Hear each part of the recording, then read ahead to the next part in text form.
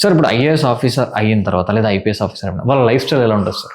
అంటే మామూలుగా అయితే లైఫ్ స్టైల్ అనే దానికి సంబంధించి 2 అర్థాలు ఉంటాయి. ఒకటి పర్సనల్, 2 ప్రొఫెషనల్. చాలా మంది అనుకుంటారంటే ఐఏఎస్లు కానీ ఐపీఎస్లు కానీ ఐఆర్ఎస్లు కానీ అయిన తర్వాత వాళ్ళ లైఫ్ స్టైల్ పూర్తిగా మారిపోతుంది, లేకపోతే చాలా రాత్రికి రాత్రి మిరాకిల్ జరిగిపోతాయి అనుకుంటారు. కానీ అవి ఏం కాదు. నేను మాట్లాడుతుంది వ్యక్తిగత జీవితం. ద ఓన్లీ థింగ్ ఏంటంటే నా అబ్జర్వేషను ఒక నార్మల్ స్టూడెంట్ కనుక ఐఏఎస్ అయిన తర్వాత అతన్ని ప్రపంచం చూసే విధానం మారుతుంది. ఓకే, ఒక హీరోగా చూస్తుంది, ఒక సెలబ్రిటీగా చూస్తుంది, ఒక లెజెండరీ పర్సనాలిటీగా చూస్తుంది. దానివల్ల లైఫ్ స్టైల్లో కొన్ని మార్పులు చేసుకోక తప్పని పరిస్థితి ఏర్పడుతుందేమో తప్ప నిజంగా అంతకు మించి కాదు. అండ్ ప్రొఫెషనల్ లైఫ్లో ఏమవుతుందంటే బాధ్యతలు హఠాత్తుగా పెరుగుతాయి. కాకపోతే అంటే యూపీఎస్సీ అంటే మనం నేషనల్ అకాడమీ ఆఫ్ అడ్మినిస్ట్రేషన్ అంటే మనకి అడ్మినిస్ట్రేషన్లో వాళ్ళకి ట్రైనింగ్ ఇస్తారు.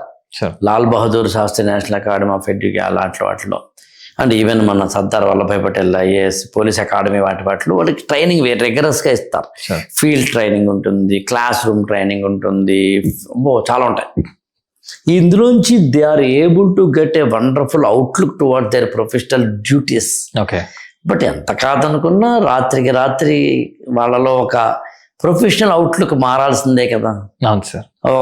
ఒక ప్రాజెక్ట్ విషయం కావచ్చు, ఒక మినిస్టర్తో మాట్లాడడం కావచ్చు, ఒక ఎమ్మెల్యే కావచ్చు, ఒక అపోజిషన్ ఎమ్మెల్యే ఉన్నదే అపోజిషన్ వాళ్ళు కావచ్చు, లేకపోతే కనుక డైరెక్ట్గా మినిస్టర్స్ కావచ్చు, సీఎం గారే కావచ్చు, ప్రెస్ కావచ్చు, సోషల్ మీడియా కావచ్చు, ఇలాంటి ఒకనొక విక్టిమ్స్ కావచ్చు, పీర్ గ్రూప్స్ కావచ్చు, ప్రెషర్ గ్రూప్స్ కావచ్చు, అన్ని మధ్యలో వాళ్ళు బ్యాలెన్స్ చేసుకుంటూ ధర్మం వైపు నిలబడాలి అంటే అంత ఈజీ కాదు. Yes sir. అండ్ ఇప్పుడు మీరు పొలిటీషియన్స్ కూడా తీశారు కాబట్టి రీసెంట్గా ఇప్పుడు మనం ఒక మూవీ చూసినట్టయితే గేమ్ చేంజర్ అనే మూవీలో కూడా ఐఏఎస్ ఆఫీసర్ అయిన తర్వాత ఒక ఐఏఎస్ ఆఫీసర్ పొలిటీషియన్ల పైన వీళ్ళ అథారిటీ ఉంటుందా, అంటే పొలిటీషియన్స్ కూడా వీళ్ళ మాట వింటారా అనేది అంటే సినిమాలో చూపించారు రియల్ గా?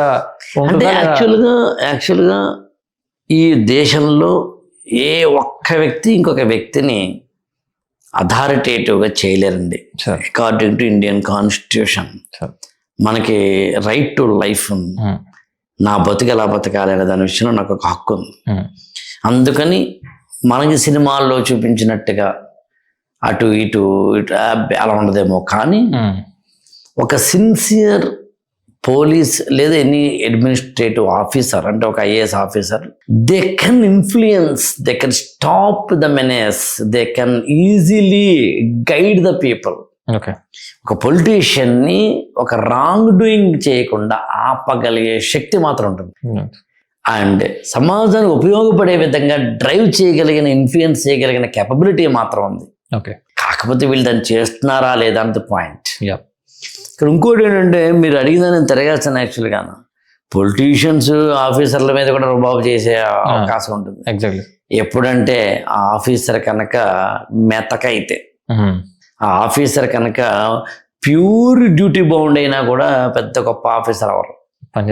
ఆ హ్యూమన్ టచ్ తోటి కూడిన డ్యూటీ బైండ్ అయి ఉండాలని. మన జీవితంలో కూడా వర్తించేదే అది. అన్ని డ్యూటీ ప్రకారమే అంటే మన ఆఫీస్లో కుదరదు. మీరు ఒక ఆఫీస్లో పని చేస్తున్నారంటే టైం అంటే టైము, పని అంటే పని. రోబోలా మనం పని చేయలేం. హ్యూమన్ టచ్ ఉండాలి, ఆ హ్యూమన్ కామన్ సెన్స్ ఉండాలి, హ్యూమన్ థాట్ ప్రాసెస్ ఉండాలి, హ్యూమన్ ఇంటర్వెన్షన్ ఉండాలి, హ్యూమన్ ఇంటెలిజెన్స్ ఉండాలి. అందుకని ఒక ఐఏఎస్ ఆఫీసర్ కానీ ఐపీఎస్ ఆఫీసర్ కానీ ఎనీ సచ్ ఆఫీసర్ కొన్ని సమస్యలు వచ్చినప్పుడు, కొన్ని క్వారలిజమ్స్ వచ్చినప్పుడు, కొన్ని కాన్ఫ్లిక్ట్స్ వచ్చినప్పుడు అవతల వ్యక్తితో డీల్ చేసే విధానాన్ని బట్టి కూడా ఇన్ఫ్లుయెన్స్ చేయడము చేయకపోవడం ఉంటుంది. అందుకని పొలిటీషియన్స్ ఐఏఎస్ ఆఫీసర్లను ఇన్ఫ్లుయెన్స్ చేయొచ్చు, ఐఏఎస్ ఆఫీసర్లు పొలిటీషియన్స్ని కూడా ఇన్ఫ్లుయెన్స్ చేయొచ్చు. ఒకరింకొకరితోటి కలిసి పని చేయొచ్చు, ఒకరింకొకరిని డిస్టర్బ్ కూడా చేయొచ్చు. అన్ని ఎవ్రీథింగ్ ఇతను లేదా ఈమె అంటే ఆఫీసర్నే మాట్లాడేది ఎలా ఉన్నారనే దాన్ని బట్టి రిజల్ట్ ఉంటుంది. సో ఇప్పుడు మీరు అన్నట్టుగా ఒక ఐఏఎస్ కానీ ఐపీఎస్ కానీ అవుతే వాళ్ళ లైఫ్ స్టైల్ ఇలా ప్రొఫెషనల్గా ఇలా అవుతుందంటారు కదా. సో ఒకవేళ ఫినాన్షియల్గా తీసుకుంటే అంటే ఒక పేదరికంలో ఉన్న ఫ్యామిలీలో ఒక పర్సన్ ఒక టార్చ్ బ్యారర్ లాగా ఒక ఐఏఎస్ కానీ ఐపీఎస్ కానీ క్రాక్ చేస్తే వాళ్ళ ఫ్యామిలీ స్టాండర్డ్స్ ఎలా పెరగవచ్చు అంటారు? అంటే యాక్చువల్గా ఫ్యామిలీ స్టాండర్డ్స్ నిజానికి పెరగకూడదు. రాత్రి ఎందుకు పెరుగుతాయి? ఒక సాఫ్ట్వేర్ లో ఉన్న జాబ్ లో ఉన్న డబ్బుతో పోల్చుకుంటే ఐఏఎస్ ఆఫీసర్ తక్కువేగా శాలరీ. ఓకే, చాలా మంది ఐపీఎస్ చేస్తే డబ్బులు సంపాదించవచ్చు బాగా. ఒక పేదరికంలో 2 పక్కన ఇళ్ళు ఉంటే కనుక ఈ పక్కన ఇళ్ళు వాళ్ళు అత్యంత గర్భదరిద్రంలో ఉన్నారు, ఆ పక్క వాళ్ళు అంతే పూర్ గుడిసెలో ఉన్నారు. ఈ పూర్ గుడిసెలో ఉన్న వీళ్ళిద్దరిలోంచి ఒక అబ్బాయి ఏమో సాఫ్ట్వేర్ అయ్యి ఇన్ఫోసిస్ లోనో లేకపోతే IBM లోనో లేకపోతే కనుక టాటాలోనో ఎంతోనో TCS లోనో ఎంతో మంచి జాబ్ సంపాదించాడు. ఈ పక్కన అబ్బాయి ఏమో IAS అయ్యాడు అనుకుంటే ఇతని శాలరీ అతని శాలరీ నాకు తెలిసి ఒకటే ఉంటుంది. పోనీ అట్లీస్ట్ నేను తిరగేసి చెప్తాను, ఈ అబ్బాయికి అంటే సాఫ్ట్వేర్ లో ఉన్న అబ్బాయి కనుక నెలకి 2.5 లక్షల ప్యాకేజ్ అంటే సంవత్సరానికి ఒక 25-30 లక్షలు ఇంకా ఎక్కువే ప్యాకేజ్ అనుకుంటే కనుక అంత ప్యాకేజ్ అయితే మాత్రం సివిల్ సర్వెంట్ ఉండదుగా. మరి సివిల్ సర్వెంట్ కి మరి ఎందుకు రాత్రి ఫినాన్షియల్ స్టాండర్డ్స్ మారిపోతాయి? మహా అయితే గవర్నమెంట్ గివ్స్ ఫ్యూ ఫెసిలిటీస్.